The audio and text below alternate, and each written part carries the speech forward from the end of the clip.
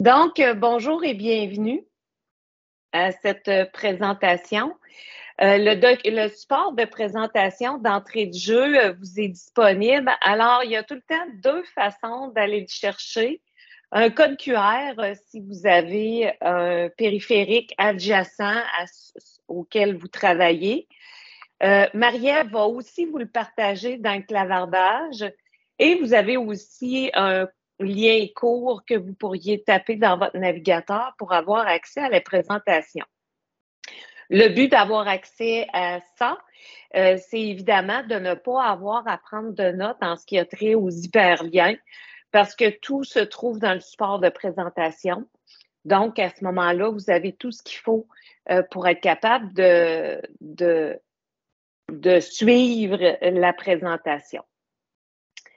Le déroulement aujourd'hui, il va y avoir une présentation d'une durée d'1 heure. On va évidemment parler d'évaluer quoi? Et évaluer aujourd'hui, ça se fait avec des rubriques de type critérié, puis évidemment, on va élaborer sur le sujet. On aura une trentaine de minutes de disponibles à la fin pour expérimenter. Le sujet d'aujourd'hui sont les rubriques critériées dans Google Classroom, mais il faut savoir, si jamais vous avez des collègues qui sont avec Teams ou encore avec autre chose, que les rubriques sont disponibles dans IDEO, dans Teams, dans Classroom, dans Numbers et sur le chiffrier, soit Google Sheets ou Excel, comme vous préférez, et sont basés sur des documents ministériels. Donc, vous n'avez jamais, en théorie, à partir d'une grille vide finalement, parce que tous les libellés de la progression des apprentissages ont été sélectionnés par cycle et triés de sorte que c'est supposé de vous paver la voie pour vous faire gagner du temps. Donc, pour ceux qui étaient à la présentation avant, eh bien, notre équipe n'a pas changé. Moi, c'est Brigitte-Louise Lessard. Je suis porteuse des dossiers de danse et de musique au récit du domaine des arts. Ma collègue Marie-Ève Lapolice, qui elle est porteuse d'art plastique et d'art dramatique, que vous avez peut-être croisé dans la présentation précédente, et André-Caroline, qui présentait précédemment création, innovation et créativité, qui est porteuse des dossiers de formation à distance et du projet Influx, dont vous avez peut-être entendu parler. J'ai été dans les écoles pendant 28 ans, au primaire, au secondaire et à l'université. Et j'ai développé une expertise en gestion de classe au niveau de la planification et de la formation initiale. Donc, juste rapidement, petit retour sur le récit. C'est un réseau de spécialistes qui vous aident à intégrer les technologies dans votre pratique pédagogique. Donc, notre mandat principal, c'est de faire de la formation, du soutien et de l'accompagnement. Il y a différents types de récits. Il y a les récits locaux, régionaux et nationaux. Les nationaux, comme nous, sont spécialisés au niveau de la discipline, mais vous avez des réseaux, des récits qui sont plus de proximité, qui sont des réseaux locaux. Donc, comme activité brise-glace, vous pouvez numériser le code QR ou encore cliquer sur le lien si vous êtes dans la présentation ou encore taper sur menti.com le numéro de code 5847 5279 et on va se parler de, en un mot, qu'est-ce que c'est pour moi évaluer. Alors, je vais me rendre dans mon Menti à moi. Alors, en un mot, évaluer pour moi, qu'est-ce que c'est? J'adore. Oh. Oui, effectivement. C'est fastidieux et c'est pour ça qu'on a conçu ces outils prêts à l'emploi. Mettre un résultat, oui, effectivement. Juger, prendre une photo de l'élève. Être capable de faire des retours. Mettre un résultat très haut. C'est évidemment, ah non, je l'avais déjà dit, voir le cheminement. Ça, c'est super intéressant, ce que va vous permettre les rubriques critériées. Ça prend beaucoup de temps. On veut garder des traces. On veut avoir un portrait juste d'une situation. Alors, vous êtes très au fait de votre tâche d'évaluateur. Donc, je vais laisser encore une petite seconde pour ajouter si jamais vous avez d'autres idées. Je reviens à la présentation. Donc, l'intention d'aujourd'hui, on va établir une vision de l'évaluation. Tout ce que vous avez témoigné, c'est tout vrai, puis vous allez vous apercevoir que c'est documenté dans un livre très intéressant de Durand et je l'ai dans quelques diapositives. Là, j'oublie les auteurs. C'est un livre un bouquin de référence très intéressant. Donc, établir une vision de l'évaluation. Nous allons réviser les sources qui régissent notre évaluation et exploiter les rubriques. Ah, j'ai une petite faute ici parce que évidemment, j'ai fait la même présentation pour Teams. C'est dans Classroom. Marie-Ève, peux-tu juste consulter Karine parce que là, moi, je ne vous vois plus pour être sûre que je ne fais pas de faute, là. Oui, oui, oui. On y va avec Classroom aujourd'hui, mais en sachant que tout s'applique dans le fond à vos rubriques sont disponibles dans toutes les plateformes. Exactement. Très bien.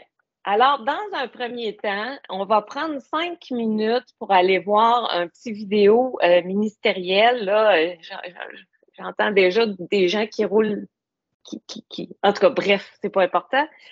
Je vais arrêter ma présentation pour être capable de partager le son sans difficulté parce que Teams n'est pas encore parfait. Donc, je vais inclure le son et repartager mon écran.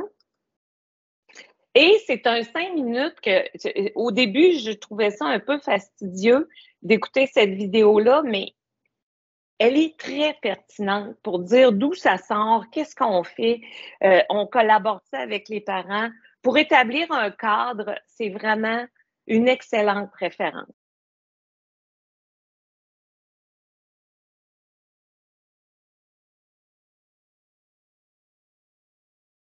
Tu as quelques commentaires comme quoi qu'on est de retour. Puis, tu as un commentaire aussi de Maude Vincent. Est-ce que je suis la seule à me dire que les 2 bulletins de communication vont devenir une norme? Et mon Dieu, j'ai pas de boule de cristal pour prédire ça. Quelle est ton opinion, Marie-Ève et Karine? Non, pas de boule de cristal non plus. Aucune idée. C'est vraiment difficile à dire. Si je prends mon point de vue, et ceci est mon opinion bien personnelle, moi, je pense que 2, c'est pas tout à fait suffisant parce qu'on peut se faire prendre, puis après ça, manquer de temps pour conserver des traces, à moins d'être une personne super rigoureuse. Moi, j'ai pas toujours été excessivement rigoureuse dans mon évaluation, surtout au début de ma pratique. J'étais plus dans les projets, puis dans l'action, puis moi, du moment que mes élèves étaient heureux, je tripais ma vie, mais j'avais pas cette rigueur-là de garder des traces. Puis après ça, on s'aperçoit que c'est super important. Ça fait que le fait d'avoir 3 bulletins me donnait une espèce de contrainte dans le temps que là, j'étais obligée d'être plus rigoureuse, justement. Alors, Maude, j'aurais aimé ça avoir une réponse. Est-ce que ça va devenir la norme? J'en sais rien.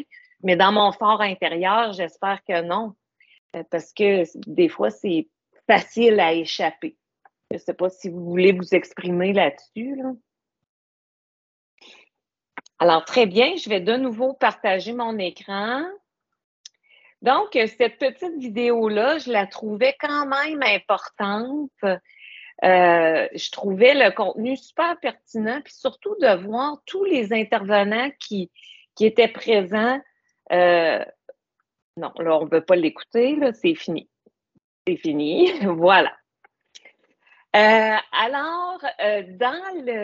Durand et Chouinard, le fameux bouquin dont je vous parlais, l'évaluation des apprentissages, qui est un document qui est la dernière édition date de 2012. Vraiment, si vous avez du temps à investir dans votre développement professionnel, une lecture méga pertinente en ce qui a trait à l'évaluation. Alors, j'ai sorti de ce livre-là, on a parlé comme activité brise-glace tout à l'heure de comment vous perceviez l'évaluation. On a dit que c'était long, c'était fastidieux, mais qu'il fallait garder des traces. Donc, tous ces éléments-là se retrouvent. Alors, généralement, c'est vécu de façon négative, autant pour l'enseignant que l'élève, pour les raisons qu'on vient de dire. Potentiellement, ça va susciter de l'anxiété chez les deux protagonistes aussi. On a parfois une vision qui est centrée sur la matière à transmettre et la restitution des contenus mémorisés. Ça, c'était une phrase qui m'avait accroché beaucoup parce qu'il y en a encore qui vont procéder par un examen ou un test qui va mesurer les connaissances et non pas l'application des connaissances dans le développement de la compétence. Donc, cette vision-là est erronée. Il faut vraiment arriver à évaluer l'application des connaissances, mais dans le développement de la compétence. On va en parler aujourd'hui. Il y a présence, évidemment, du débat entre les connaissances et compétences que je viens juste d'étoffer. Donc, les élèves veulent donner la bonne réponse, celle qu'on attend d'eux. On en a parlé pour ceux qui étaient présents dans le séminaire précédent, dans la pensée convergente, c'est bien ça. Les élèves veulent donner la bonne réponse, alors qu'en réalité, le développement d'une compétence, ça peut se faire de multiples façons. Les enseignants peuvent devenir inconfortables devant une tâche qui est de plus en plus complexe, donc de plus en plus fastidieuse. Et les parents souhaitent suivre les progrès de leur enfant, mais en se fiant à la moyenne, on en a parlé dans la vidéo. Ils suivent davantage si leur enfant réussit mieux que les autres que si l'enfant évolue à son potentiel à lui. Et il faut se dire aussi, là, je sais qu'il y a vraiment beaucoup d'écriture, mais tout ça veut dire une seule et unique chose, c'est que une note, c'est un symbole qui est imparfait. Même si on veut faire preuve d'une méga rigueur, puis qu'on essaye du mieux qu'on peut, il y a toujours des éléments qui font de la note qu'elle est un symbole imparfait. C'est pour ça que dans ma pratique pédagogique, je me suis tournée vers la rubrique critériée qualitative dont on va parler dans pas longtemps. Donc, quand on corrige, la fatigue de la personne qui corrige, le nombre et l'ordre des copies sont des facteurs qui peuvent influencer l'évaluation, à moins que ce soit des réponses qui sont plus de type connaissances déclaratives, donc de l'ordre des connaissances, que là, tu as la bonne réponse ou tu n'as pas la bonne réponse. Mais dans un contexte de développement de la compétence, ben là, on est ailleurs, il y a une certaine analyse. Donc, la fatigue de la personne qui corrige, son stress, sa fatigue peuvent jouer négativement pour l'examen de la personne qui est évaluée. Quel que soit le sujet de l'examen ou le niveau de la classe, le personnel a tendance, plus ou moins consciemment, à attribuer un certain pourcentage de mauvaises notes. Entre autres, pour suivre une espèce de courbe fictive qui devrait y avoir des faibles, des moyens puis des forts, alors qu'en réalité, ça pourrait ne pas être la réalité. La même copie examinée par des correcteurs différents peut se voir attribuer des notes qui ne concordent pas. Puis, à quelques années d'intervalle, la personne qui corrige ne sera pas nécessairement constante dans sa décision. Il faut retenir de ça que la note ne dit rien des forces et des faiblesses ou encore des points améliorés, si vous préférez, je manquais de classe, de la personne qui est évaluée et ne renseigne pas non plus sur ce qu'il doit être fait pour soutenir ses apprentissages. Ça, c'est la note. Quand on a une rubrique critériée qualitative ou quantitative, parce que les deux peuvent être appropriés, ben à ce moment-là, vous avez déjà plus d'indicateurs. Donc, je vous ai mis une page en référence juste pour que vous ayez les hyperliens à portée de la main et les documents sur lesquels je me suis appuyée. Donc, évaluer autrement, les résumés des principes d'évaluation, les 2 progressions des apprentissages, celle du primaire et du secondaire en musique, et les 2 cadres d'apprentissage en musique au primaire et au secondaire. Si jamais il y en a qui se sont joints à nous et qui sont dans d'autres disciplines artistiques, quand on va aller visiter le lien bit.ly évaluer art, tous les 8 progressions des apprentissages y sont et les 8 cadres d'apprentissage y sont. Donc, vous aurez les hyperliens à cet endroit-là. On a vu dans la vidéo que les objectifs de l'évaluation, il y en a 2. Soutenir l'apprentissage et certifier les acquis.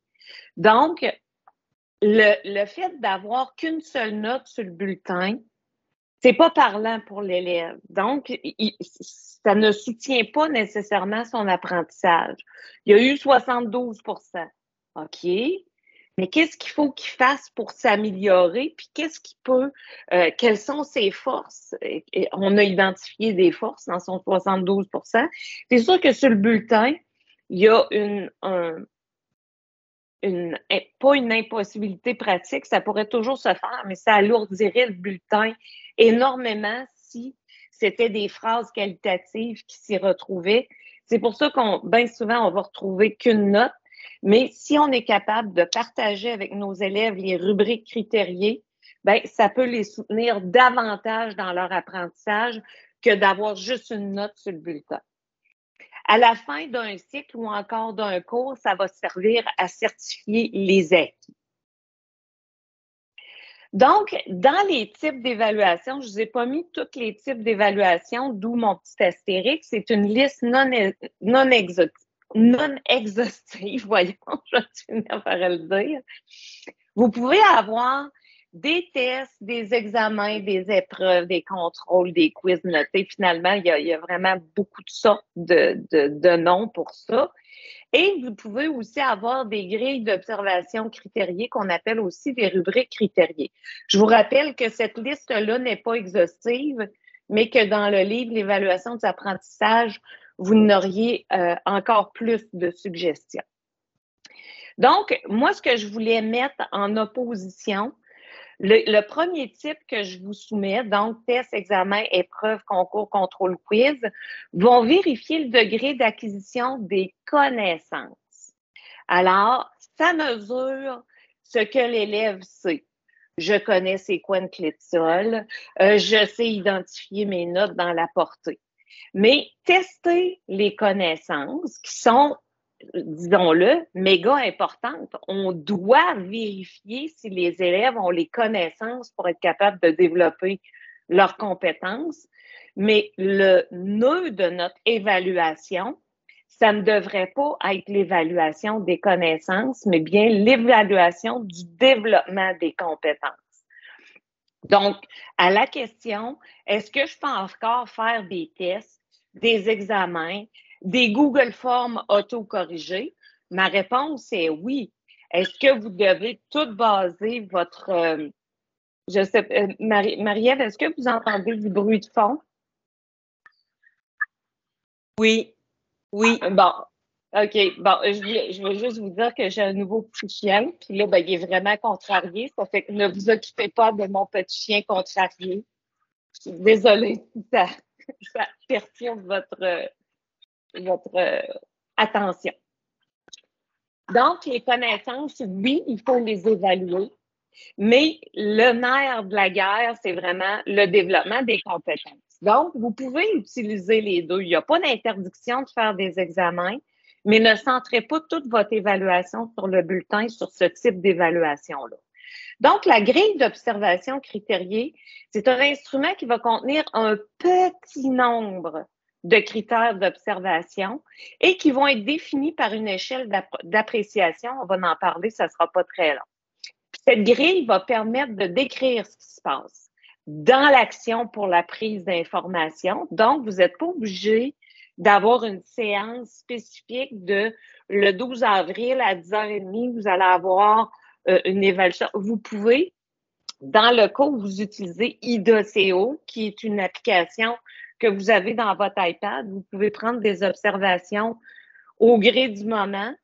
Je vous dirais qu'avec Classroom, Teams, c'est un petit peu plus ardu du fait que vous devez être dans votre interface.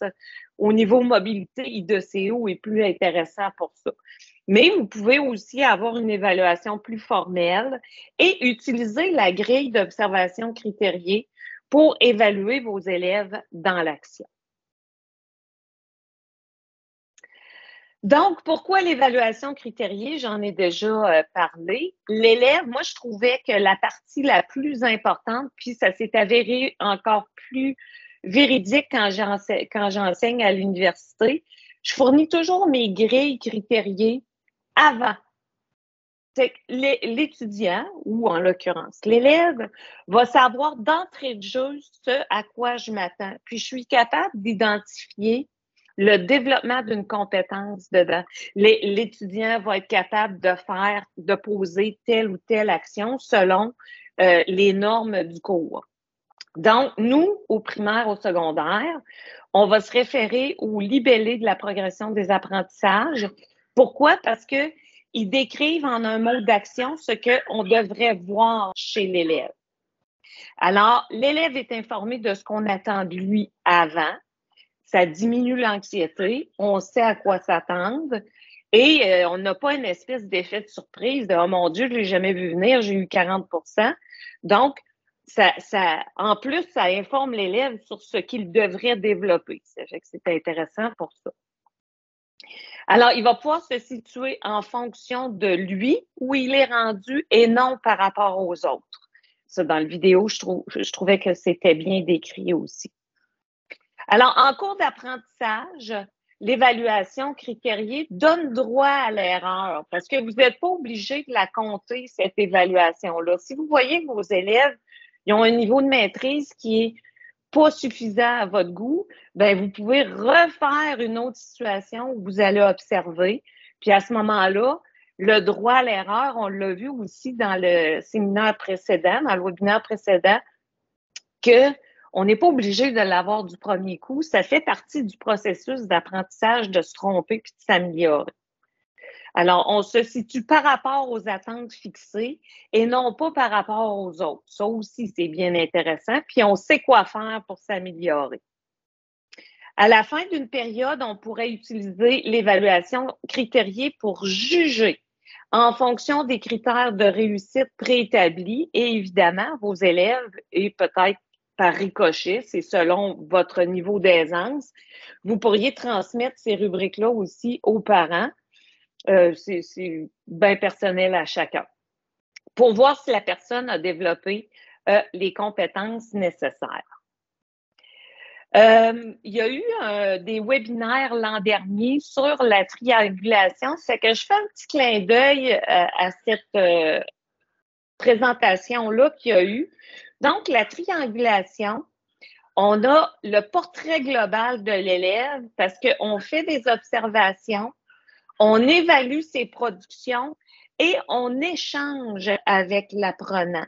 Donc, la triangulation, si c'est quelque chose sur lequel vous voudriez avancer ou vous développer davantage, on a des ressources au récit qui concernent la triangulation. Marie-Ève et celle qui était là l'an dernier, Mylène Bélanger, ont développé de belles ressources par rapport à la triangulation. Donc, qu'est-ce qu'on évalue? Eh bien, on ne réinvente pas la roue. En enseignant à l'université, je faisais comme un peu par exprès pour étoffer l'apprentissage. J'ai fait créer à mes étudiants des grilles d'évaluation. Au départ, pas plus quantitatives que qualitatives. Et dans les critères qu'il y avait, c'était implication dans le travail d'équipe, comportement ou des trucs de ce type-là. Ça ne veut pas dire que c'est pas important de collaborer en travail d'équipe ou d'apporter des idées nouvelles, sauf que les étudiants perdaient de vue qu'il y a la progression des apprentissages, puis le cadre d'évaluation des apprentissages qui mettent déjà les balises à ce qui doit être enseigné. Donc, évalué, pardon. Donc, ce qui doit être évalué, ben, au départ, c'est les connaissances, parce qu'avant de développer mes compétences, il faut que j'aie des connaissances pour les développer. Et ensuite de ça, l'application des connaissances dans le développement des compétences. Ces libellés-là sont tous présents dans la progression des apprentissages en de courtes phrases qui sont scindées par cycle pour voir la progression au fil du temps. Il y a habituellement 4 à 6 pages. Le premier tableau, ce sont le résumé des connaissances qu'on doit avoir et les 3 autres tableaux sont divisés par l'application de ces connaissances-là par compétence. Puis pour évaluer, je vais avoir besoin de 2 choses, des critères que je vais tirer de la progression des apprentissages et une échelle d'appréciation. Alors, je vous ai mis un petit exemple. Mes critères que j'ai choisis ici sont dans la progression des apprentissages de musique au secondaire, puis on s'intéresse, juste pour les fins de démonstration, à la musique d'ensemble. Dans mon tableau des connaissances, au primaire, on va avoir vu identifier les gestes qui sont liés à la pulsation. Et en première secondaire, on devra identifier les indications sonores visuelles liées à la musique d'ensemble. Alors, le début, la fin, les nuances, la pulsation, changement de tempo, tout ça en musique d'ensemble. Ceci est une connaissance. Je suis capable d'identifier le directeur musical qui me fait le signe de partir ou d'arrêter. C'est juste une connaissance. Mais dans ma compétence 2, interpréter, quand je dois respecter les règles de musique d'ensemble, ben, au primaire, je dois en tenir compte. Et au premier cycle du primaire, je vais devoir tenir compte des indications sonores ou visuelles. Alors, quand à mon instrument, je suis capable de partir quand le directeur en donne le signal et m'arrêter quand... Là, j'ai appliqué ma connaissance dans ma compétence interprétée. Alors, c'est la différence fondamentale entre les deux. La deuxième chose dont j'aurai besoin, c'est une échelle d'appréciation. Donc là, le document dont je vous parle, ce sont les échelles de niveau de compétences qui ne sont pas, parce qu'il y en a plusieurs, là, ils ne sont pas prescriptifs. Mais c'était quand même des documents qui étaient très pertinents. Donc, je me suis basée là-dessus, même si ce n'est pas obligatoire, je le réitère, parce que vous pourriez décider de faire votre propre échelle d'appréciation du niveau de maîtrise de vos élèves par rapport à certains critères. Donc, ici, j'ai le niveau qualitatif.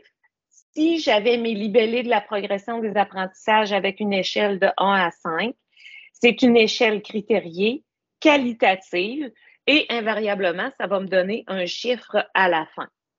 Je pourrais avoir un jugement de type global. Alors, ma compétence, elle est marquée, assurée, acceptable, peu développée ou très peu développée. Et je pourrais avoir quelque chose de descriptif, puis je pourrais même l'adapter, si je voulais, à chacun de mes libellés. L'élève fonctionne très bien pour les départs et la fin de l'interpréter. Ça pourrait être plus généralisé comme mobilise l'efficacité de façon remarquable, correctement ou essentielle.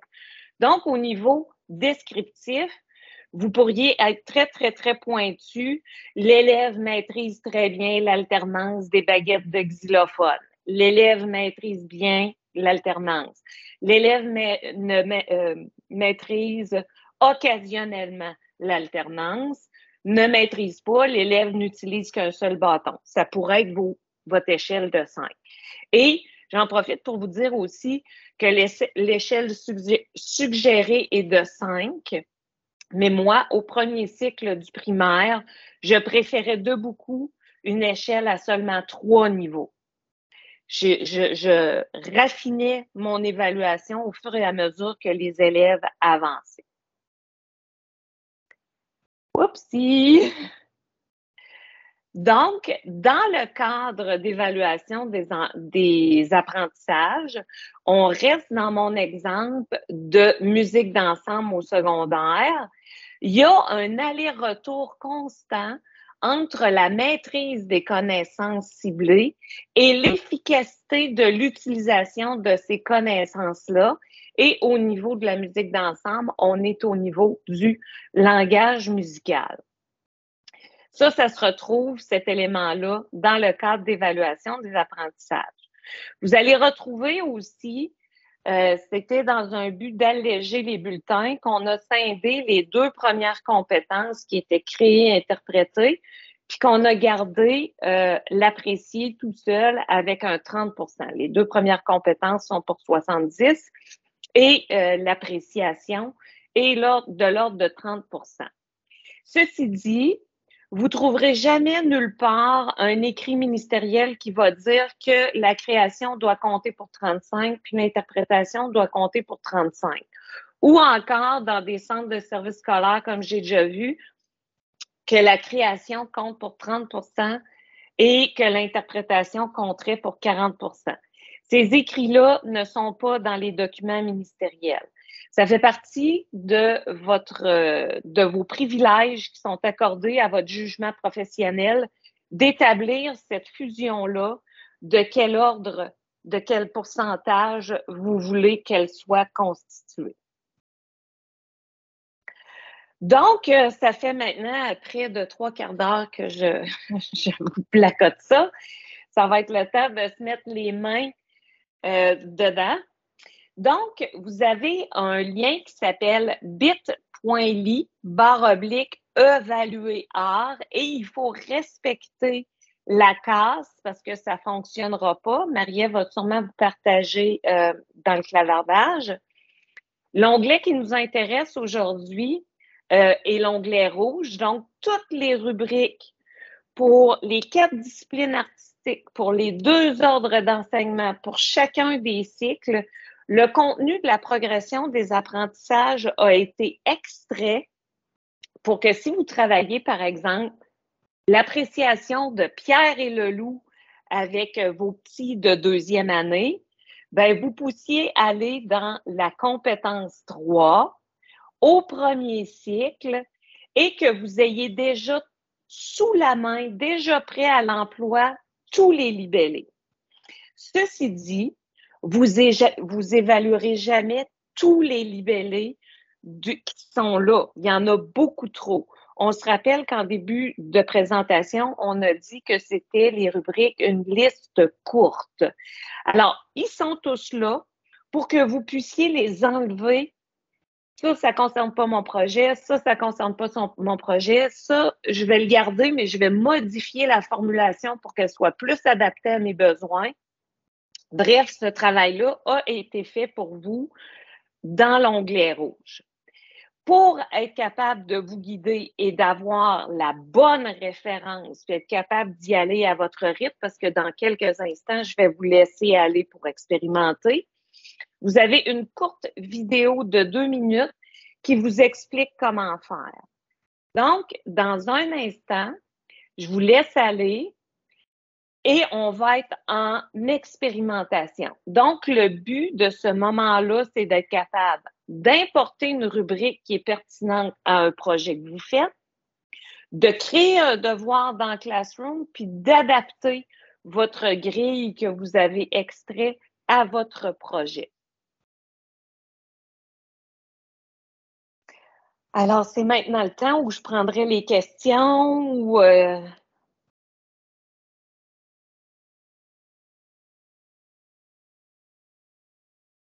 Est-ce que vous êtes tous assommés? Est-ce que... Non, je vous entends pas, c'est normal. J'entends personne. Parfait. OK. Bon, ben, on va y aller. Il y a 2 questions. Bonjour. Il y a Guylaine Fillon, pardon, qui a une question. Parfait. Je vous écoute. Oui, bon, moi, je vais valider ce que j'ai à faire. Là, je m'en vais écouter le petit vidéo qui est mis, tutoriel de démonstration. Là, je dois choisir une des grilles, une évaluation. Je dois l'appliquer à un de mes projets déjà existants. Mais là, je dois créer sur Classroom. Ah, là, vous venez de le mettre, YouTube Classroom. Non, rubrique Google. Dans quel Classroom je vais En fait, est-ce que la question initiale, c'est, j'imagine que vous avez un Classroom? Oui, mais vous ne le voyez pas. Je vous le rends comment? Non, c'est ça, mais moi, je ne vais pas inspecter votre devoir. Moi, c'est pour moi. OK. J'ai pas une grille critériée pour dire, ah oui, elle a créé, elle a fait. Non, mais je pensais qu'on se partageait nos affaires. C'est beau. C'est juste pour moi. Je vais le garder pour moi. Exactement. C'est bon. Exactement. C'est bon. OK, merci. On pourra faire un retour s'il y en a qui sont intéressés à montrer ou à partager, ben oui, pourquoi pas. Exactement. Puis le but, c'est que Brigitte-Louise soit présente pour répondre aussi à nos questions en cours de route si on ne sait pas comment faire quelque chose. Il y avait aussi Chantal Lévesque qui a une question. Oui, bonjour. En fait, moi, je travaille déjà là, avec IDOCO depuis un bon moment, puis je connaissais déjà les rubriques rendues disponibles là, sur le Bitly du récit, mais je me questionnais à savoir s'il y avait parce que dans le descriptif de ce Bitly-là, quand j'ai commencé à l'utiliser, là, ça fait quand même un petit bout de temps, je ne sais plus trop à quel moment exactement il était rendu disponible, mais j'avais cru comprendre qu'il y avait une façon pour tenir des traces de quels critères on avait déjà fait pour être capable d'accumuler et s'assurer qu'à la fin d'un cycle, on ait vraiment couvert l'ensemble du programme. Donc, je me demandais s'il y avait une méthode, que ce soit à travers Excel, pour comme accumuler ça, je l'ai vu dans tel projet, ça, je l'ai vu à tel moment, puis s'assurer qu'on a tout couvert. Parce que je vais avouer que moi, là, je suis seulement au premier cycle, je suis chanceuse, j'y arrive juste avec ma mémoire, puis en retournant voir mes évaluations que je fais en première, en deuxième, secondaire. On s'en va vers l'accumulation des 2 cycles là, à mon école d'ici 2 ans.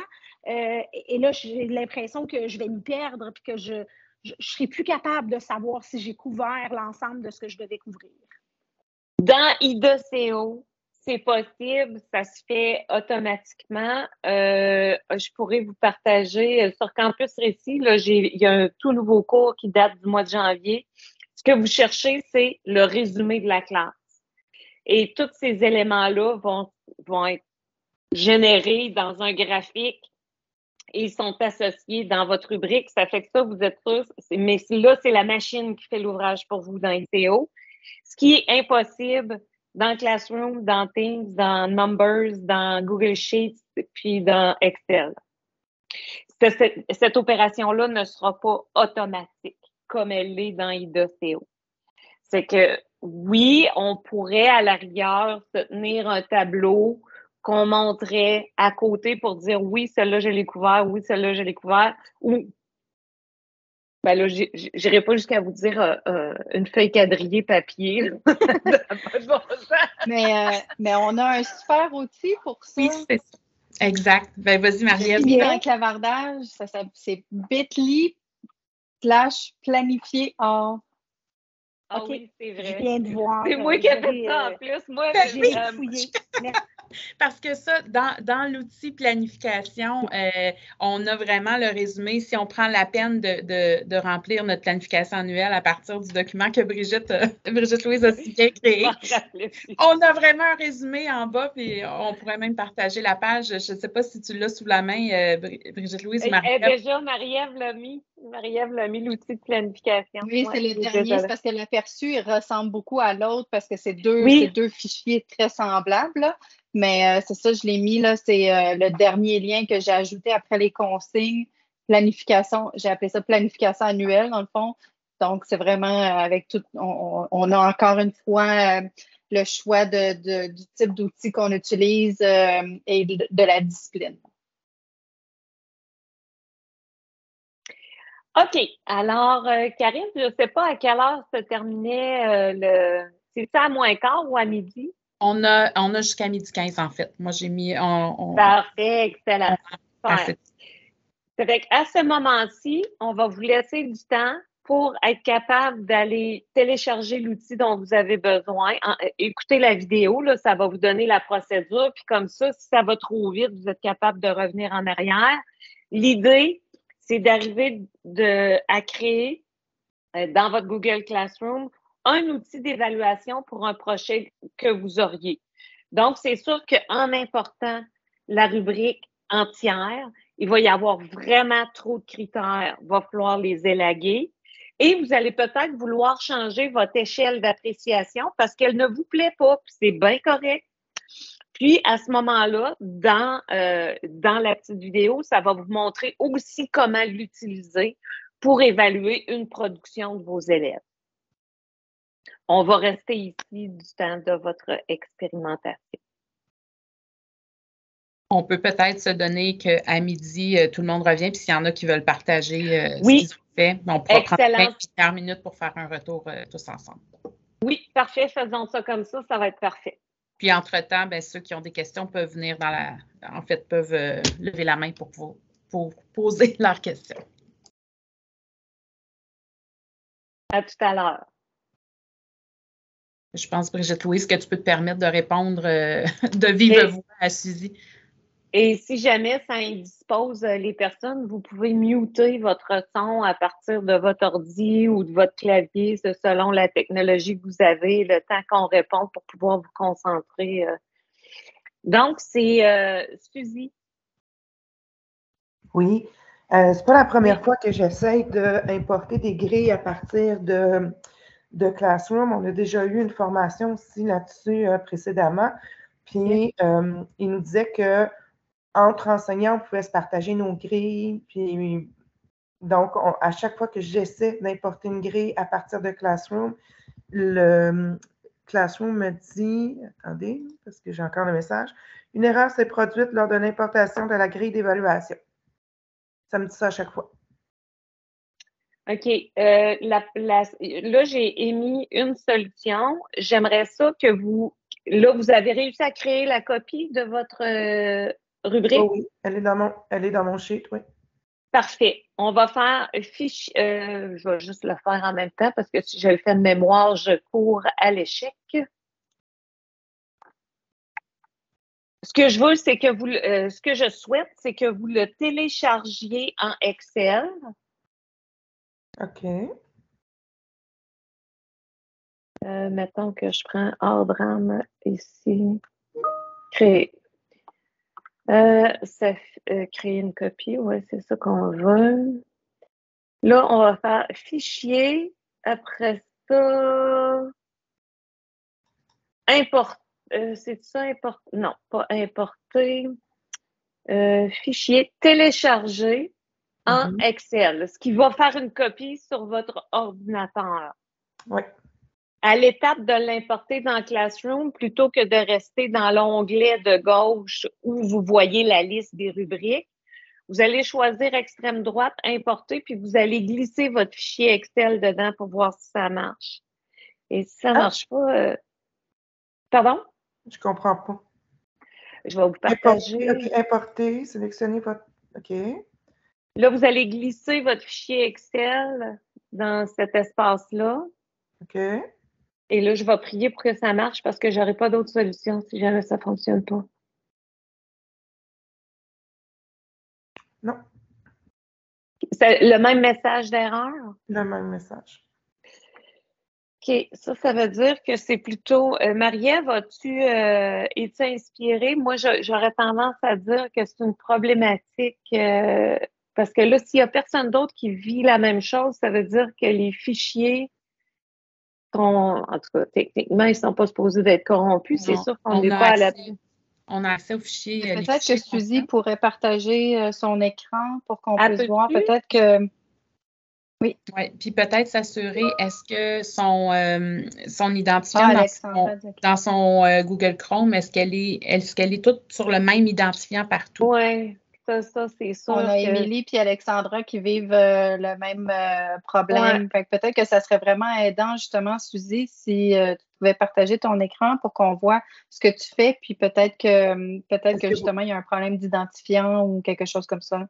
Est-ce que vous me voyez? Est-ce que vous voyez mon... Là, on voit l'écran, oui. OK, parfait.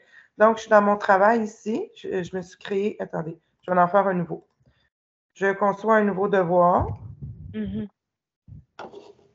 Je m'en vais ici dans grille d'évaluation. Je vais importer ma grille d'évaluation. Donc, je peux aller dans importer parce que je... Ah, je sais. Non, je sais c'est quoi l'erreur. Revenez là. Vous avez téléchargé, on dirait, l'entièreté du Bitly. Je vous partage mon écran. Juste un instant, je vais revenir, oui. Oui, il n'y a pas de souci. Est-ce que j'ai encore un compte Classroom? Je vais commencer par partager mon écran. Ici, parfait. Ici, il faut que je change de compte pour être sur celui de la commission scolaire. Je m'en vais dans Classroom. Donc, j'ai mes classes de test ici. J'ai téléchargé Art dramatique. Normalement, quand vous êtes allé sur Bitly, vous avez cliqué sur le lien et ça vous a demandé de créer une copie, ce qui est ici présentement dans mon bon compte de commission scolaire. Donc, je m'en vais dans ma classe de test. Je vais créer un devoir.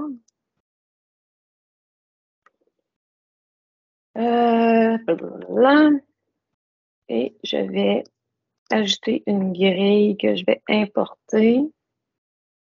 Dans ma liste, voyez-vous, là, ce qui m'interpelle, c'est que votre dessin, il y a plus d'air de ça que de ça. Je vais ajouter ma grille, puis ma grille entre bien comme il faut, là, ici. Je vais faire un autre test. Je vais réessayer. Il faudrait vraiment que ça ait l'air de ceci. Il faut vraiment, c'est ça, utiliser le lien qui est dans le premier document Excel, dans le fond. Bien, vous avez là, ici tout, on voit toujours mon écran, parfait. On a ici tous les liens. Donc, on clique, il faut vraiment créer sa copie, arriver à une grille critériée comme ceci. Et quand on importe pour créer un devoir, il faut que dans je vais juste supprimer ça.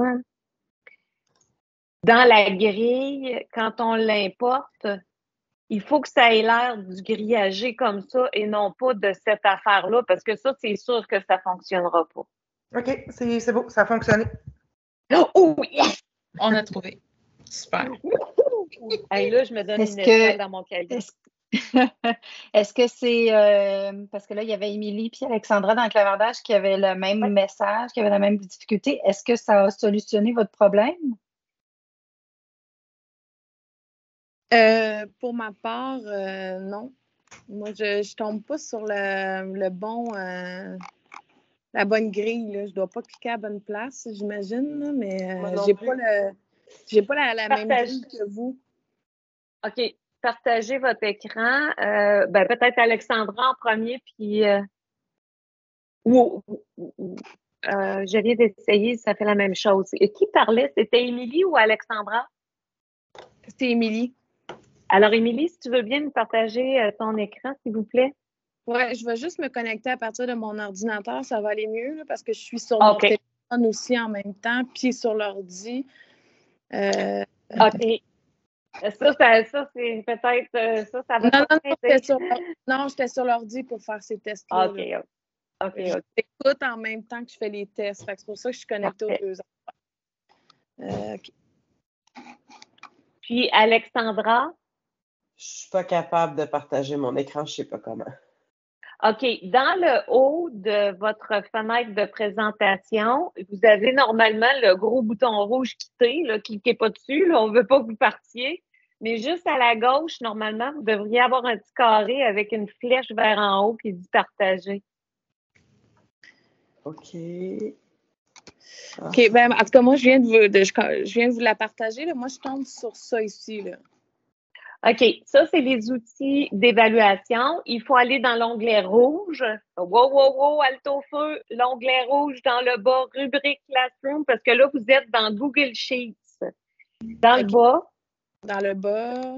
L'onglet rouge. En fait, c'est en dessous, là, il y a vraiment une ligne où il y a outils d'évaluation, version 2, rubrique Google. Ça ici? C'est ça. OK. Mon Dieu, il fallait le savoir. L'onglet rouge. Dans la présentation, c'est sûr que j'ai une diapositive qui est consacrée à ça, mais effectivement, tu sais, avec le tonne d'informations que je donne, ça se peut qu'on l'échappe, même si j'ai fait faire un rond rouge autour. Ah, OK, j'ai pas... Pas grave. C'est pour ça qu'on a une expérimentation. Une deuxième fois, là, moi, souvent, j'ai besoin d'écouter une deuxième fois pour... C'est pour ça qu'on reste, qu'on l'expérimente. Oui, okay. Voilà. Ça fait que là, vous allez créer votre copie. OK. Donc, à partir de celle-là, je vais pouvoir... Là, si vous êtes sur le bon compte, votre compte de Classroom, vous allez être capable d'importer comme on vient de voir. OK. Une petite de fenêtre, là, parce que... Ouais. OK. Bon, ici. OK. Donc, là, j'ai... C'est ça, grille. Puis là, vous avez importé art dramatique. C'est exactement ça. OK. Mais là, c'est pas là, ici. C'est ici, le grille d'évaluation. Oui, importer. C'est ça. Et voilà. OK. Puis là, je peux choisir ce que je veux. OK, merci. Exact. Bon, puis il nous restait à savoir si Émilie, si tout était en bon ordre. Émilie, ça a fonctionné. C'est elle qui vient nous partager. C'est Alexandra. Parfait. Alexandra, pour moi. Moi, ça ne fonctionne pas. Fait que moi, c'est le même bug ici. OK, on n'est pas dans le bon onglet. Allez dans le bas de votre écran. Là, vous êtes dans l'onglet qui s'appelle Google Sheet. Non, ne descendez pas dans votre page. Tout à fait dans le bas là, de votre page. C'est la souris qui doit descendre. Oui, là, voilà. Ça c'est Google Sheet en. Passez-vous vers la droite. Où vous avez besoin de Classroom en. Là, vous allez pouvoir voilà. Là, vous allez pouvoir vous créer une copie. OK, c'est bon. Le reste, j'étais capable de le faire dans le Classroom. Ça avait fonctionné. Super, merci beaucoup.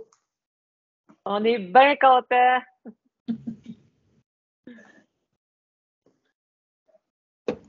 C'est pour ça que c'est important. Oui, c'est important d'expérimenter parce que sinon. L'expérimentation, c'est pour ça que c'est méga important d'avoir une phase où les gens ne sont pas abandonnés à eux-mêmes, pauvres autres. On va vous laisser encore 4 minutes. À midi, on va faire le retour pour la fin de la présentation.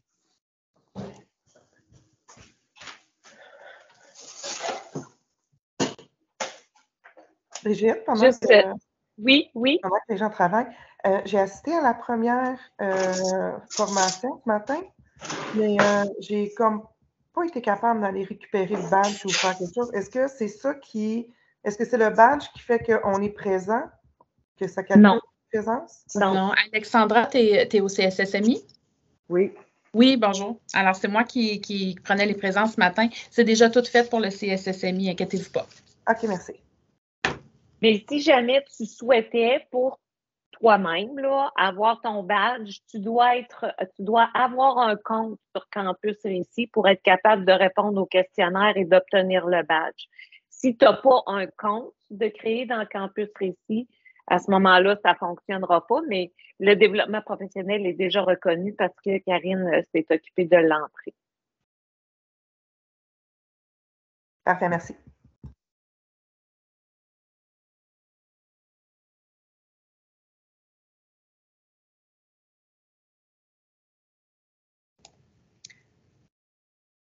Puis, dans le fond, Brigitte-Louise, nous, les enseignants travaillent essentiellement avec la suite Google. Tous les enseignants ont un Chromebook enseignant.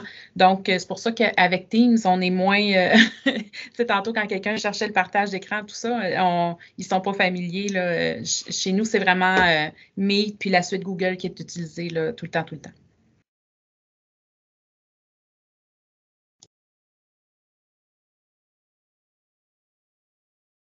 Je comprends pas. Tu comprends pas? Peut-être parce que j'étais pas super attentive quand tu as parlé. Non, c'est correct. Non, je faisais d'autres choses. Parce qu'on a fait notre rencontre aujourd'hui en Teams.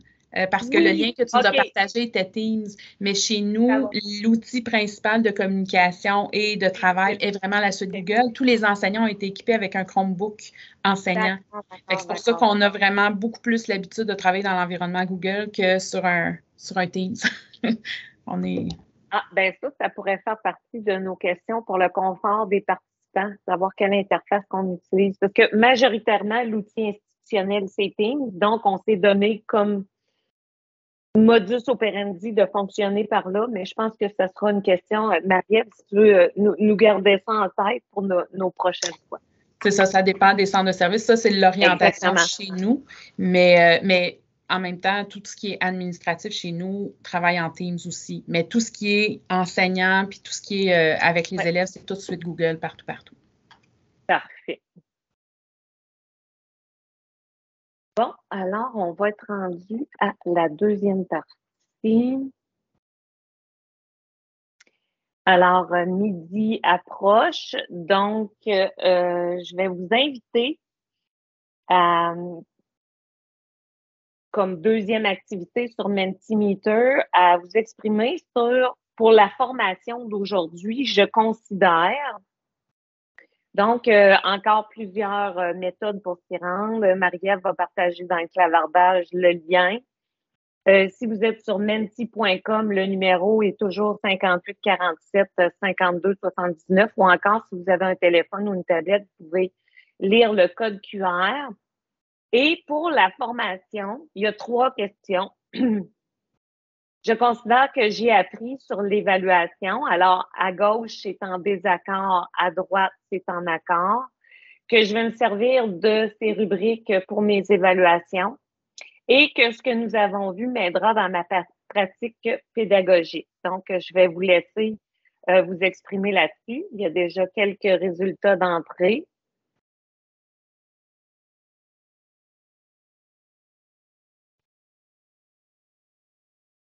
Et l'idée de vous fournir des rubriques déjà conçues, c'est pour vous faciliter la tâche, mais si dans votre pratique pédagogique, vous préférez concevoir vos propres outils en vous basant sur les critères, par exemple, du programme de formation de l'école, qui est un document qui a été publié avant la progression des apprentissages, vous pourriez décider de les construire autour des critères qui sont spécifiés là-dedans.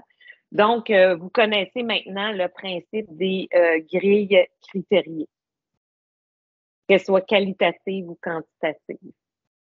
Alors, je suis heureuse de voir qu'en majorité, ça va vous servir et que vous avez appris et que ça pourra vous aider dans votre pratique pédagogique. C'est le but, c'est le pourquoi on fait ce qu'on fait. Donc, pour obtenir votre badge de participation, il faut évidemment avoir un compte sur Campus Récit. Je vous réitère que Karine a déjà procédé à cette modalité administrative-là au niveau de votre développement professionnel en vous mettant les heures qui correspondent dans l'outil que vous avez à la commission, au centre de service scolaire. Mais si jamais vous voulez aller le chercher, vous avez déjà le support de présentation, donc vous pourrez aller le chercher ultérieurement si vous le souhaitez. Je vous fais un court résumé de tous les outils qu'on a mis en place pour vous épauler et vous soutenir et vous accompagner dans votre pratique pédagogique. Alors, vous avez l'hyperlien des répertoires des ressources qui sont déjà divisés dans chacune des disciplines et qui sont regroupés dans un agrégateur qui s'appelle Wakelet. Vous avez notre site web et tous les mardis, de 11h à 1h, on est présent dans cette salle virtuelle-là, bit.ly 3CXI-USA. Vous n'avez pas besoin de rendez-vous, c'est gratuit. Marie-Ève et moi, on est dans la salle pendant ces 2 heures-là. Ça fait que si vous vivez un projet dans votre classe qui implique de la technologie, évidemment, donc on va vous donner du support. En anglais, ça s'appelle Just in Time. C'est du support juste au bon moment, juste au moment où vous en avez besoin. Donc, à toutes les semaines, le mardi, on est là. Vous avez l'hyperlien vers notre chaîne YouTube du Récit des Arts, sur lesquels commence à avoir vraiment beaucoup de stock. Quelqu'un me parlait d'IDOCO tantôt. Tous les cours, tous les vidéos qui sont en support au cours de Campus Récit se retrouvent dans la playlist de IDOCO, la dernière playlist qui est là. Donc, au lieu de suivre le cours de façon plus formelle sur Campus Récit, on peut consulter directement les vidéos. Vous avez l'accès à nos bulletins électroniques. 2 ou 3 fois par année, on va publier un bulletin qui fait le résumé des nouvelles. Et nous avons aussi des clics en main. Pour recevoir notre bulletin électronique, vous devez vous inscrire via notre site web, remplir le formulaire. Alors, quand vous allez sur récitart.ca, ça se trouve être dans Communauté, puis s'inscrire, vous allez avoir un petit formulaire à compléter. Puis de cette façon-là, vous allez être abonné à notre infolettre pour ne rien manquer. Nos webinaires se retrouvent dans la section formation de notre site web. Donc, vous avez déjà l'hyperlien dans la présentation actuelle si jamais vous vouliez aller voir les autres formations que nous avons données. Et vous avez mes coordonnées. Donc, si jamais vous aviez, puis probablement que Marie-Ève va en faire parce que j'ai la tête vis-à-vis, je viens de voir ça. Marie-Ève va vous mettre mon adresse de courriel et l'adresse générique du courriel. On est toujours bien content d'avoir de vos nouvelles et surtout si on peut vous aider, on est toujours très heureuse de ça dans l'intégration évidemment des technologies dans vos projets d'art. Alors, le mot de la fin est pour Karine. Bien, merci beaucoup, Brigitte-Louise, Marie-Ève. Il y a aussi ce matin ceux qui ont participé au premier webinaire là, avec André-Caroline aussi. Donc, toujours agréable de savoir qu'on a une belle équipe comme vous qui peut nous accompagner autant comme CP que comme enseignant dans nos tâches, finalement. Donc, merci d'avoir partagé aussi toutes les ressources du récit. J'en parle déjà régulièrement, mais de les revoir encore une fois, c'est génial. Pour les enseignants du CSSMI, je vous partage aussi un lien Calendly. Donc, s'il y en a parmi vous qui veulent aller plus loin ou qui ont des questions sur l'application de ce qu'on a vu ce matin avec Brigitte-Louise ou même tout autre sujet, vous pouvez communiquer avec moi en cliquant sur ce lien-là. Vous l'avez déjà reçu par courriel, mais je vous le repartage ici. Donc, merci à tout le monde. Oh, Brigitte-Louise, ton micro est fermé. Oui, excuse-moi, je viens de voir ça. Il y a Émilie qui avait une j'allais dire. Ah, oui, parfait. Ben, Émilie, tu peux y aller. Oui, en fait, je me demandais, c'est vraiment juste à titre informatif, c'est juste que dans la grille, vous les appelez, mettons, la C1, C2, C3 en art dramatique. Puis nous, quand on rentre les notes, la C1 et la C2 sont ensemble. Donc là, moi, j'ai comme pris l'habitude de parler à mes élèves concernant la C1 et la C2, pour moi, c'est l'appréciation. Donc, je comprends. Je ne sais pas si dans ce cas-ci, est-ce que je dois encore, quand je les évalue, mettons, pour création interprétée, est-ce que je dois parler quand même de la C1 et de la C2? Et quand en fait, moi, ce que je ferais, c'est que j'adapterais l'outil à mes propres besoins. Quand j'ai conçu les outils, je me suis fiée rigoureusement à la progression des apprentissages qui les libelle en 3 sections distinctes. Ouais. Je comprends que dans l'allègement du bulletin, les 2 premières ont été fusionnées. C'est pour ça que vous avez l'entier accès en dessous du capot, si on veut. Là, c'est pas juste une belle carrosserie. Vous pouvez y aller puis toutes les mettre à votre main pour que vos élèves se retrouvent puis que vous n'ayez pas à changer votre discours. Là. Okay. Les bases sont là. Puis à ce moment-là, ben peut-être, je ne sais pas comment vous allez gérer, mais moi, je ne changerai pas mon appellation que j'ai avec les élèves pour les mêler. C'est l'outil qui doit s'adapter à vous et non l'inverse. OK. Est-ce que je me trompe, Brigitte-Louise, en disant qu'on pourrait personnellement jumeler les rubriques 1 et 2 là, ensemble dans un seul document pour pouvoir aller sélectionner les compétences? Une fois que la copie est faite dans votre Google Drive, vous êtes chez vous. OK, parfait. Donc, je vais explorer ça. Parce que suis pas très familière encore avec Chi. Ouais, les chiffriers, c'est pas ce qu'il y a de plus sexy en ville, là. Mais Émilie, si tu veux, je peux t'accompagner, je peux t'aider aussi, là, si tu veux faire le jumelage des rubriques, tu as juste à communiquer avec moi, puis je pourrais le faire avec toi. Parfait, merci beaucoup, c'est gentil. Ça me fait plaisir. Est-ce qu'il y avait d'autres questions?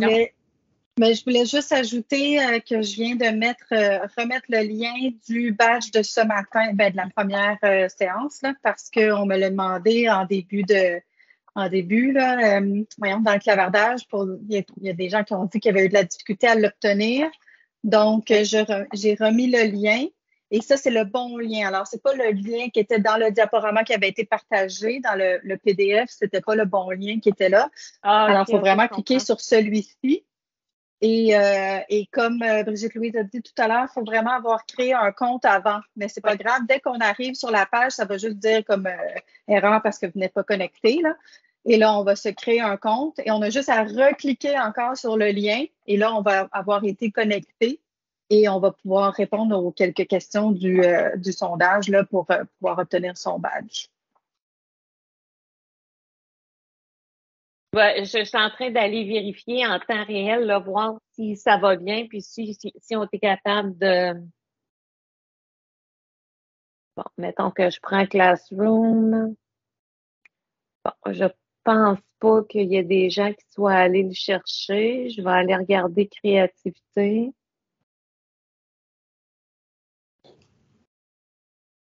Oui, ça a fonctionné. Dans créativité, innovation, création, là, il y a déjà plusieurs badges qui ont été émis, ça fait que ça fonctionne. Donc, c'est juste dans Classroom, ils n'ont pas eu le temps, là. On va leur laisser le temps de se rendre, mais ça fonctionne. Ça sert un badge? D'autres questions des participants?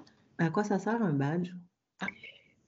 C'est que depuis juillet dernier, il y a 30 heures de développement professionnel sur 2 ans qui doivent être faits par chacun des enseignants.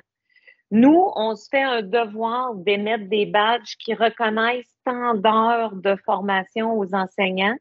Et l'outil qu'on utilise au Récit, c'est Campus Récit, qui vous donne, je ne sais pas si je peux partager mon tableau de bord. Je vais essayer de faire ça.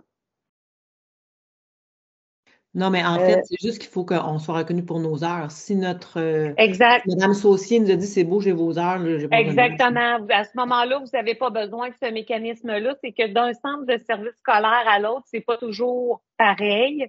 Merci. Et quand on fait la reddition de compte auprès de notre direction d'école ou des personnes qui demandent si on a fait notre développement professionnel, c'est un outil qui vous est offert. Mais c'est pas obligatoire, là. C'est vous qui gérez comment vous voulez faire ça avec votre direction d'école. C'est aussi parce que les heures de développement professionnel sont reconnues, même si on les fait, même si on les fait dans d'autres formations là, qu'on a choisi de faire nous-mêmes. C'est-à-dire, on revoit, ou plutôt on voit ce webinaire-ci en différé. Donc, s'il y a des gens qui n'ont pas pu se présenter aujourd'hui, qui n'avaient pas pu justement, parce qu'avec le changement de date et tout ça, qui n'ont pas pu participer ce matin en vrai, en temps réel, mais ils vont pouvoir revoir la vidéo par après et quand même se faire reconnaître le temps de 2h30 qu'ils vont avoir passé à regarder la vidéo. Ils vont pouvoir se faire reconnaître ce temps-là en utilisant le même lien pour obtenir le badge. Exact.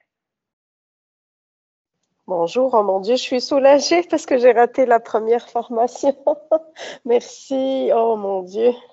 Merci beaucoup. Malgré que je suis arrivée en retard pour la deuxième, mais vraiment le point de la grille, comment le jumeler avec Classroom, c'était un point fort là. Donc, merci à vous. Et heureuse de savoir que mardi, de 11h à 13h, on peut vous rejoindre. Ça, c'est un point. Oui. Donc, merci beaucoup. Merci à vous d'avoir été là. Et on est content que ça vous serve. Merci. Merci. Il y a encore 2 personnes qui disent qu'ils ont de la difficulté avec Campus Récit. Là. Ça dit le module est non valide. C'est probablement parce qu'ils ne sont pas connectés. Dans Safari, c'est capricieux. C'est plus facile dans Google, dans le navigateur Google Chrome. J'ai remarqué ça. Et sur les téléphones, c'est capté aussi. Oui? Je suis connectée. Je peux vous partager aussi mon écran encore là, pour vous montrer ce que ça donne. Oui. J'ai bien peur de le voir. J'ai fait des tests un matin, puis mon problème, c'était qu'on aurait dit que Safari n'arrivait pas à conserver que j'étais connectée. Fait que la façon que j'avais trouvé de pallier à ça, c'était d'être dans mon compte connecté sur un navigateur et de copier-coller l'adresse complète dans le haut. Puis là, à ce moment-là, j'avais pas la fenêtre de ce module est incompatible en rouge. Là, je le sais de quoi vous voulez parler. OK. Voyons, j'arrive pas à sortir de la conversation. OK, bon.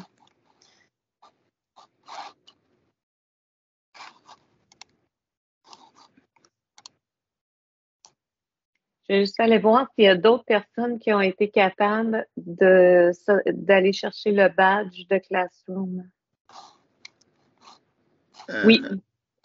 Oui, il y a des gens qui ont été capables d'aller chercher le badge. OK, oui. Oui. Donc, si je vais chercher ça... Ah non, ça, c'est pas la bonne. Attendez. Voyons. On a trop de fenêtres ouvertes en même temps. Parce que là, je suis comme ça. Tout le monde. Émilie, est-ce que tu es sur ton combo qu'enseignant? Oui. Regardez, c'est marqué identifiant. Je suis sur l'ordi de mon local. Campus, récit, mode, view. Ouais, c'est parce que c'est feedback qu'on devrait voir dans la barre de titre en haut.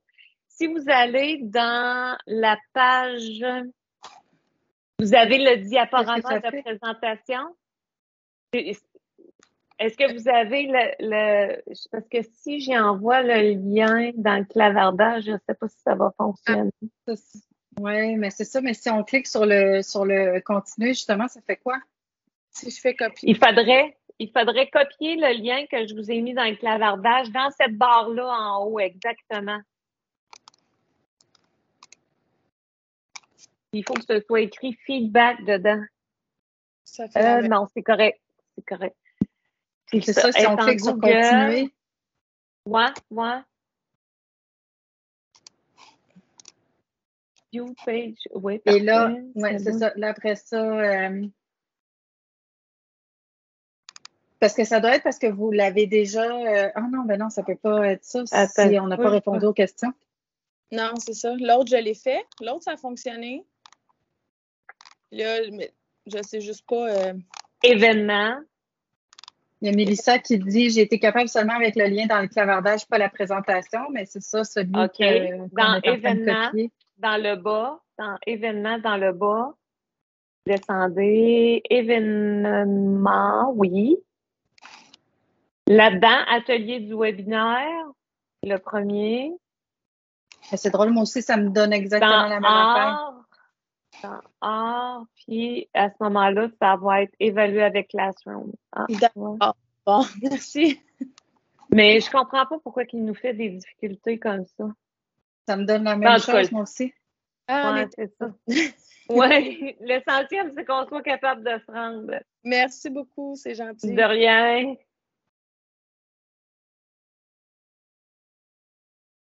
Est-ce qu'on avait répondu aux questions de tout le monde? Je ne vois pas. Ah, il y a une main levée encore. Alain Daou. Oui, juste arrêter le partage d'écran pour Émilie parce que là, on voit toutes tes réponses.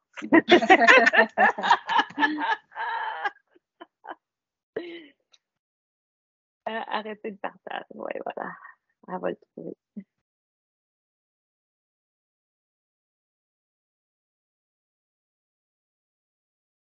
Oui, c'est ça. Ah, non. Non, c'est pas ça. Je sais pas. En fait, c'est que ces deux fenêtres, là, tu étais dans la conversation. Voilà. Ah, voilà. Là, tu es retombé dans ton intimité. On avait une question. Oui, Alain. Oui, bonjour. C'est parce que c'est ça, je regardais la fameuse sheet. Là, on dirait que je ne trouve pas la section rouge. Je sais pas, je prends le lien, mais je suis toujours, comme on dirait, à nulle part dans un fichier que je ne sais pas c'est quoi, dans le fond. Est-ce que vous êtes capable de partager votre écran?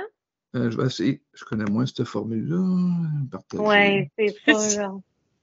Partager. OK, ici. Partager, là. Ça fonctionne. Parfait. Oui, on voit votre écran. On va aller dans votre navigateur. C'est ici, là, quand je suis là-dedans, on dirait que là, je ne sais plus où. Oui.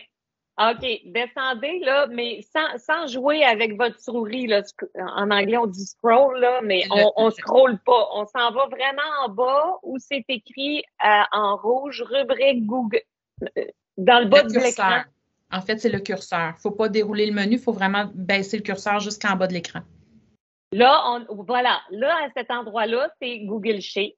À droite, c'est IDOCO Art. Est-ce que vous voyez ça? Votre souris à droite.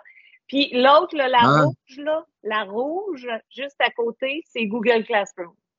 Et voilà. C'est quelle la bonne?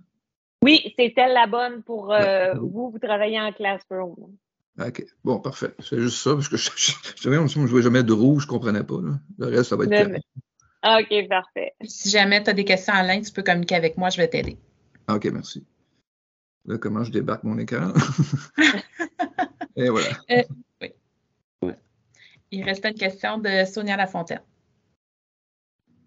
Bonjour. Je voulais juste dire que j'ai été capable d'obtenir le badge là, sur le récit. Par contre, ça m'a attribué le badge de la formation de ce matin à laquelle je n'ai pas assisté et non pas la formation actuelle. Fait que je ne sais pas si éventuellement je prends celle du matin, si elle se redonne éventuellement, c'est ça. Tu as partagé de nouveau le lien à Marie-Ève de la formation de ce matin. Alors, Sonia, tu as une formation gratuite. Oui, c'est ça. Parce que il y a des gens qui l'avaient demandé. Fait que c'est pour ça que je l'avais repartagé. Et j'avais précisé que c'était pour j'avais vraiment écrit dans le lien que c'était pour le webinaire de créativité et innovation. Et là, je viens de repartager le bon lien avec feedback dedans. Donc, lui, il y a des gens qui ont eu de la difficulté, là, que ça donnait un module valide, machin, là. C'est ça, celui-là ici devrait fonctionner. OK. Puis là, vous l'annulerez ou je ne sais pas comment faire. Mais en tout cas. On va vous le laisser, on ne dira pas à personne. C'est ça. Merci beaucoup. Je ne vois pas d'autres questions, les filles. Bon, très bien. Ça fait qu'on va te souhaiter une bonne fin de journée. Puis dès que l'enregistrement va être disponible, parce que j'ai un peu de manipulation à faire dedans, je te l'indiquerai pour que tu puisses le partager à ton monde. Excellent, merci beaucoup. Merci tout le monde d'être venu, puis merci les filles du récit. Merci, bonne fin de journée. Bye, bonne fin de journée. Au revoir. Merci.